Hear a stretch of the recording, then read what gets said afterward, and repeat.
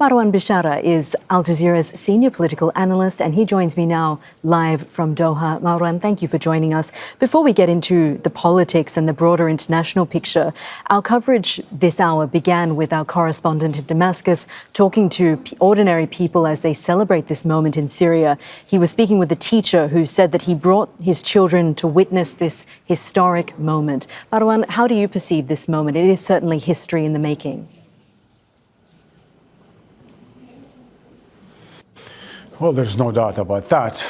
It's been a long time coming, especially the past decade has been quite violent, quite bitter.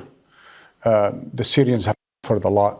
As we've been reporting, hundreds of thousands, perhaps as high as 500,000 Syrians were killed in the process of Assad trying to maintain his grip on power. This has been also 5-6 decades of more of the same, repression, oppression, and so on. So it's generational in Syria. And today the Syrians are, for good reason, for great reason, celebrating their freedom from tyranny. Of course, while they are celebrating, already a lot are worried about what the future might bring, since this is just the very beginning. And we don't know exactly how the transitional government is going to act. And that's why a lot of people are sort of simply waiting to see that hopefully this will become an inclusive and democratic than the previous regime. And certainly there are a lot of good reasons why that might be, because the Syrians are clearly devoted to and want to embrace a far more pluralistic, far more diverse, far more democratic system. And Marwan, meanwhile, at this moment of, as you say, a celebration, but also a degree of uncertainty, we're seeing Israel carrying out hundreds of airstrikes across Syria since the Assad regime fell.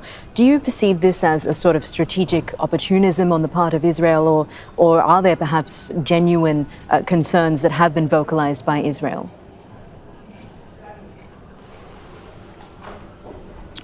Yes, there's no doubt that I like that expression, strategic opportunism.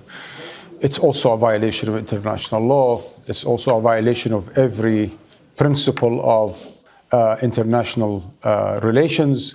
And it's clearly an overreach by a government that has proven to be utterly fascist and fanatic, and that would do anything to serve its very narrow interest as a government and that of a colonial state as Israel. There is also a pretext here for this government. Remember the very bombing of Syria and its military installation, which, by the way, do not belong to Assad. It belonged to the Syrian people, to the Syrian state.